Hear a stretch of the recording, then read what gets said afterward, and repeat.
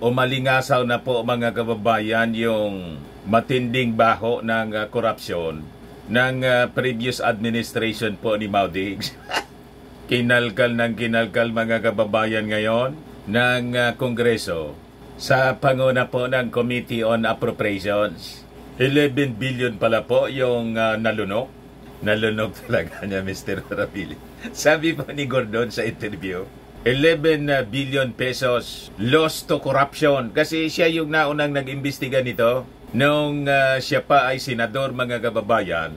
And dinescribe po ito ni dating Senador Gordon bilang corruption of the biggest corruption, scandal of the century. At sabi naman po ni dating Senador Antonio Trillanes, si Maudigs daw ay the most corrupt president. Natindihan niya, Mr. Maravillas, yung anak, si Inday, lumunok ng 125 million, 11 days. Hindi may paliwanag kung paano ginastos po yung 125 million in 11 days. Ngayon, yung tatay po pala, mas matindi, 11 billion, mga kababayan, the biggest. Mas malaki pa po sa PDAF scandal. 10 billion yung PDAF, yung kay Napoles, mga kababayan. Pero ito, sabi ni Gordon, 11 billion lost to corruption. Dapat siguro, mga kababayan, ibalik natin itong dating Senador Gordon. Ibalik natin sa Senado po. Kailangan siya ngayon para makatulong po. Ayan ang sabi niya. 11 billion was lost to corruption.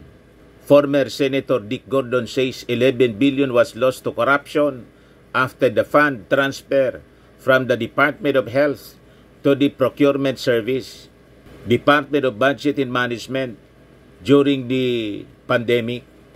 Gordon, the former chairperson of the Senate Blue Ribbon Committee, led an investigation into the alleged irregular procurement of COVID-19 supplies by the Duterte administration. Ngayon, yung Congress, mga kababayan, siya yung nagpapatuloy sa investigasyon involving dito po sa 47.6 billion na transfer ng pondo. So lumalabas po, pinagpiestahan yung pera ng bayan po. Panahon pa ng pandemonyo. What? Matindi po pala. Ngayon, nag-react na mga kababayan dito si Maudigs. Hindi niya daw maalala. Hindi maalala, Your Honor. Pari-pariasan niya, Mr. Maravillas, pag nasasangkot sa mga iskandalo. Para nang si Mayor Alice Goo, wala nang maalala, Your Honor. Hindi niya na maalala, Your Honor.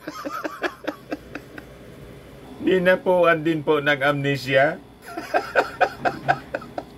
Pero yung issue po sa pulburon, laging naalala. Yung mga walang kakwenta-kwenta, mga kababayan na kwento, laging naalala ni Maudigs at ng kanyang mga minions. Yung paglunok, mga kababayan, ng billion-billion pala, 11 billion pesos. Ito yung biggest corruption scandal, sabi ni Dick Gordon po. Biggest corruption scandal of the century. Mas matindi pa sa PDAF.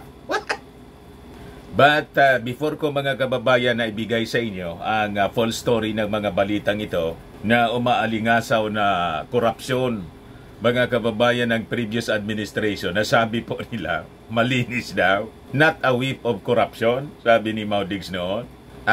Click subscribe muna dito sa ating YouTube channel. And hit the notification bell. Kakabulol-bulol ka na, Mr. Maravillas. Hindi ganyan mabulol. 11 billion. Kung paano nalunok yun. Di ba matindi? Click subscribe mo na po dito sa ating YouTube channel and hit the notification bell para lagi po kayong updated sa mga kaganapan dito sa ating bansa. Like and share na rin po ninyo ng ating video. At huwag na rin po ninyo na skip yung ating mga commercial ads para tuloy-tuloy lang ang pag-unlad ng bagong Pilipinas. Sa mga naghanap po ng malinis and spacious fitness gym, pumunta lang po kayo sa aming Colossal Fitness Gym. We also offer Grab Car Rental with our brand new 2023 model ng Toyota Innova. We also accept booking for those who are planning to travel via PAL and Cebu Pacific and other airline companies. And bills payment for Meralco bills, PLDT, Aleco bills, etc. Ang Colossal Fitness Gym is located at 3rd floor Security Bank Building, Lanco Business Park, Legazpi City, Albay. For inquiries, look for Gilon Maravillas, contact number 0966-802-0949. Ito po yung aming Innova. Lagi na pong matao sa amin. Yan po mga bagong clients namin po. Napaka-colorful at napakalinis, napakaganda ng aming gym. Pati po mga foreigners, mga British tourists po sila, nag-workout sa aming gym. Na-set up na rin po yung aming mga brand new gym equipments. May treadmill na rin po kami. Ito naman po yung bago naming product na binibenta online, iGlow Serum, galing pong South Korea. Whitening po siya. Tingnan ninyo yung epekto sa aking anak na architect entrepreneur, Riz Maravillas. Sa mga inquiries ninyo, dumiretso na lang kayo sa kanyang messenger, Riz Maravillas. Ito naman po, Firmax Firming and Lifting Cream. Pinapahid po sa mga pulses and affected area. Mainam po ito sa mga pains at paninigas na mga kaso-kasoan. Ito po, Automax Radiant Serum. Sa mukha naman yung application. Anti-aging po siya. You will look 10 years younger than your age. Sa mga cancer patients naman po, baka lang gusto ninyo itong itry. Ning siya red mixed fruit drink. Hindi man po siya gamot, food supplement siya. Kaya lang gawa siya mga kababayan sa goji berry. Yung goji berry may anti-cancer properties. O ngayon, yung mga inquiries ninyo, dumiretso na lang kayo sa aming messenger sa Facebook para masagot namin agad. Ayos pa? Ayos na ayos niya, Mr. Maravillas. Balikan natin yung ating kwento. So yan po, sabi dito sa Impact Leadership, 11 billion was lost to corruption, sabi po ni Dick Gordon. Yan o.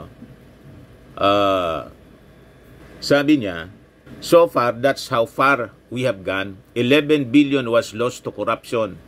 Principally because, even the Ombudsman and I are saying that hospitals in Mindanao never received the supplies. Kontrolado nila po yung gobyerno, yung Mindanao. Pinadiliman po yung bilyon-bilyon na kwarta. Nilunok po. Wala man pong supplies na diniliver, pero nakobra po yung limpak-limpak na kwarta ng bayan po. At ang nakakalungkot, sabi ni dating Senador Gordon, nangyari niya ito, yung mga tao namamatay. May sakit yung mga tao. Pandemic po. Nagawa na magsamantala mga kababayan nila. Yan ang ikinakalungkot mga kababayan ni Gordon.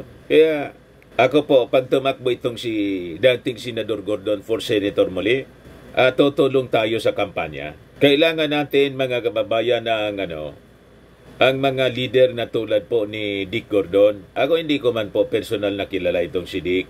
Pero many times, kasi matagal na siya sa Senado, babalik-balik na siya sa Senado. Kaya lang, nung election po, natalo po siya. Na-interview ko na po siya nung nasa mainstream media pa po ako. Magaling ito pong si Dick Gordon. Minoramura po ito ni Maudigs dahil sa kanyang pag-iimbestiga sa matinding korupsyon na nangyari during the previous administration. Ang sabi, malinis daw, sabi ng mga DDS. Never na ma-involve si tatay. Ganon mga kababayan, ang linya nila ng kwento. Pero tingnan niyo po, umalingasaw na po yung matinding baho. Walang supply, mga kababayan. Never received the supplies. Yung mga hospitals in Mindanao. And for that matter, hindi pa naumpisahan yung bayanihan. That is, before it started, Lincoln Ong was already supplying PSDBM with 500,000 anyang worth, 20.7 million. But in reality, the Department of Health bought the same mask for 16 pesos. Matindi. Magagalit na naman po nito yung mga DDS. Siguradong kukuyugin na naman po tayo ng mga bashers nito. Tama ba? Tayo po lang nagkikwento kung ano yung mga nangyayari dito sa ating paligid. Dapat po malaman ninyo para makapagdesisyon po tayo ng tama. Lalo't papalapit na po yung midterm elections. Lalo pa sa 2028, presidential and vice presidential elections. Makapag-ingat po tayo. Kasi po, sabi nga sa Bible, mag-ingat tayo. There are wolves. Plenty of wolves. In sheep's clothing, nagpapakilala sila na mga mabubuting tao. Walang bahid ng kung anong dungis ng korupsyon. Pero ito pala mga kababayan. So tinawag po ni Gordon ang Farmally scandal as the binansagan niyang corruption of the century. Ayan po. So sabi niya, kailangan na niyang kasuhan itong dating Pangulong Digong. Gordon calls Farmally scandal corruption of the century, suggests charges against ex-President Duterte. Sa pagsasabi mga kababayan na there is enough evidence to charge former President Duterte for this scandal niya. Yan ba? Pag final yung criminal case, it could blossom into plunder because there is conspiracy by all these people. Nagsabuatan na niya. And you can connect everyone together from President Duterte to Michael Yang to PS-DBM. Lahat sila, all the way, including Secretary Duque. Sorry, kasama siya dyan. And then all the way down. It is the case of the century, the corruption of the century, which happened at the time niya when people were dying. Yun ang nakakalungkot. When people were sick, they had the temerity to try and steal money from the people of this country at the time. Pag sinabi mong temerity po, ibig sabihin may lakas pa niya sila ng loob. O mas maganda sigurong translation, may kapal pa sila ng mukha. Ganon kakapal yung kanilang mukha na gawin yung pagnanakaw. Yan ang ibig sabihin po ni Dick Gordon. They have the temerity niya na magnakaw. Yung mga mamamayang Pilipino, napakarami yung may sakit dahil sa pandemonyo. And people are dying. Tapos, nandyan yung pag-atake ng mga magnanakaw. That is really pure evil, mga kababayan. Pag ganyan. Kaya galit na galit po si Dick Gordon. Pakinggan natin yung portion ng interview po ni Karen Davila ng ANC po kay Dick Gordon. Ayan po si Dick Gordon sa interview ni Karen Davila. Bukod doon sa mga problema nila sa ICC, ito ang pinakamalaking kaso it is the case of the century, the corruption century, which happened at the time when people were dying, when people were sick. They had the temerity to try and steal money from the people of this country at that time. And these are all what? Foreign nationals who are persecuting us, who are harassing us, intimidating us. Matindi po. Makabawi naman tayo because hindi naman ito bawi eh. This is justice. Ganon katindi, mga kababayan. Ganon ka-evil, mga kababayan, yung nangyari. All the trappings of foolishness, of corruption, you can put it all together in one outline. You will have perhaps about 30 to 35 incidents na connected from Duterte all the way down to the smallest guy. And you can see all the way to the escape, all the way to the fact that they chartered the plane using Mohit Dargane's initials. Sabi niya, nakilala niya lang yan. MD ang nakalagay niya, yun lang alam niya, yung pala Mohit Dargane yun. Oo. But they chartered the plane to go to Dubai. Evidence. Ikot talagang, I prepared something. I'm just waiting for the ombudsman to complete the investigation. But all this, I can send it to you if you like. You can read it, and it's very logical. All the connections are there. All the documentary evidence are there. All the statements on the road. You know, they make a big thing out of the fact that the Senate did not approve it. That's not true. They vote on it. They abstain. And what really happens here is that it's still a public filled with statements under oath. Yeah. With documents that were obtained legally. And if you use that, you have a case. Bakit natin ginagamit yan? Para lumalabas yan. Oh, sinabi na namin yan, si Duque should be filed. And then, sinabi na namin, si Michael Yang is involved. Bakit wala pang all these things are there, and I think it's eventually, palagi ko nane-nervous na yung mga taong involved yan because bukod doon sa mga problema nila sa ICC, ito ang pinakamalaking kaso it is the case of the century, the corrupt. Ngayon, sabi ni dating Senador Antonio Trillanes, ito anyang si dating Pangulong Digong, the most corrupt president. Ganon mga kababayan. Ngayon, sabi po ni Gordon, yung mga personalities anyang involved in Parmalimes had links to Senator Bongo during the time sa SAP. Sabi po si Bongo, sabi ni Dick Gordon. Yan po yung sabi niya dito sa interview ni Karen Davila. Pag final ang criminal case, it could blossom into plunder because there is a conspiracy by all these people, and you can connect everyone together from President Duterte to Michael Yang to PSDBM, lahat sila, all the way, including Secretary Duque, kasama siya dyan, and then all the way down to the folks. Imagine they were even... ito yung statement niya, ni Gordon, mga kababayan. The name of Bongo already surfaced in the beginning, and he was really moving heaven and earth to say, I'm not involved. But in reality, lahat ng mga cards itong mga tao to, sila Lau was saying that he was working under SAP nung siya ay PMS head. SAP is the Senior Assistant Assistant of the President, no? Special Assistant of the President. At pati nga yung mga Indians, they had cards in the office of the President kay Bongo. Si Bongo daw keeps on saying na I'm not involved. Pero malinawan niya, sabit dito si Senator Bongo na noon, Special Assistant to the President, SAP siya po, dumadaan lahat sa kanya. Yan po ang sabi ni Gordon sa interview ni Karen Davila. O ngayon, wala nang maalala si Maudigs pa. Biglang nagka-amnesia po.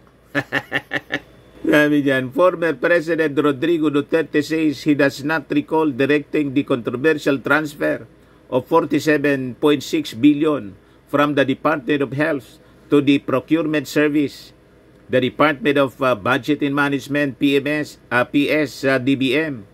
para sa pagbibili ng mga supply sa BIDCO noong 2020. As disclosed by his former Health Secretary, Francisco Duque. Sabi kasi po ni Duque, publicly, this was made by the President in our meetings niya, in the weekly meeting or talk to the people. Then, sagot naman po ni Maudigs, maybe what I said is, go ahead. I could not recall for the life of me. Maybe what you are saying is true, considering the huge amount of transfer. I would have insisted as a lawyer to put it in a memo or something. Biglang nagka-amnesia po. Natulad po kay Alice Goo ng Bamban na Tarlac po. Pag nasasabit po sa mga iskandalo, nauso na ngayon yung amnesia. Sabi naman po ni Salmao Sidong Panelo na nagsilbi po Presidential Legal Counsel nung panahon ni Digong, regular niya. Yung direktiba niya ni Digong, regular, it was meant to protect the public from BIDCO. May ganon. Sagutin na lang po ninyo, ipaliwanag ninyo sa congressional investigation ngayon. Sabi po, ipapa-invite po, harapin po ninyo yung mga dapat ninyong harapin. So sabi dyan, following calls to include Duterte in the probe on the government's pandemic supply deals, Panelo said the purpose of the transfer was to do away with the bidding for the purchase of the medical equipment like face masks, face shields, and personal protective equipment that were urgently needed to respond to the pandemic. Ginawang rason yun po mga kababayan yung pandemonyo, yung urgency po para magsamantala. Sabi ni Dick Gordon, they have anya the temerity sa panahon pa ng ang mga tao na may sakit and dying. They have the temerity na gawin ng ganong pagnanakaw. Sa Mindanao anya, wala mang dumating na supply. Sa Mindanao hospitals po. So, former Senator Gordon, mga kababayan, detailed the misappropriation of funds, stating that Duterte transferred 47 billion pesos. And when the COA investigated niya, Duterte cursed us, pinagmumura siya. He was angry because Christopher Lau was exposed. Yung kanya mga kababayan na tao na nagpipiesta sa pondo ng gobyerno, nagsamantala sa panahon ng pandemonyo, na-expose, kaya galit na galit daw sa kanya. Duterte's administration never answered for it. Now they are scared. And never na sumagot sila. Pero ngayon takot na sila. Wala na sa posisyon eh. Former Senator Franklin Drilon said, Duque is afraid and is now pointing to Duterte. Sabi ni Gordon, naglalaglagan na po, nagtuturoan na po sila because of the investigation na ginagawa ngayon ng Congress. Kaya pasalamat tayo, may matapang na mga congressmen tayo na binuksan muli ang matinding korupsyon na kinasangkutan po ng previous administration. Kaya pala niya, Mr. Maravillas, nagmamadali sila na iupo si Inday. Si Inday po, hindi na ginawang caretaker nang lumarga yung ating Pangulong Bongbong Marcos. Nag-iingat na nang pumunta yung ating Pangulong Bongbong Marcos sa Brunei tapos sa Singapore. Hindi na po iniwan kay Inday. Di ba? Yung una, ginawa pa siyang caretaker pero may dalawang nakabantay. Si Bersamin, pagkatapos yung si Estrella, Conrado Estrella ng DAR. Ngayon talaga wala na po. Hindi na iniwan kay Inday. Kaya sabi ko, tingin ko, inuunti-unti ng ating Pangulo. May mensahe ang ating Pangulo na hindi niya sinasabi. Pero kung may delikadesa si Inday, ang ibig sabihin nito, mga kababayan, talagang bad shot na yung ating Pangulong Bongbong. Tulad ng sinabi ng kanyang First Lady, si Lisa Marcos, bad shot ka na niya sa akin. Di ba? Kung may pakiramdam pa si Inday, kailang sabi ni Inday, manid na niya ako, 1 year na.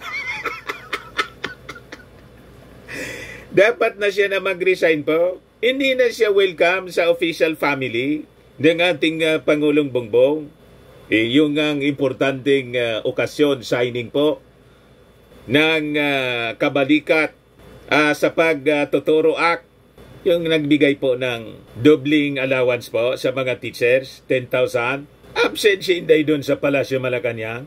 Yung mga reforma po sa Department of Education na nag-iisip po, hindi man si Inday. Yung mga undersecretaries niya at ang ating Pangulong Bongbong Marcos mismo, siya na yung gumagalaw. But anyway, balik tayo dito sa ating kwento kay Gordon po. So, takot na niya sila. So, tinuruan niya si Digong, sabi ni Gordon.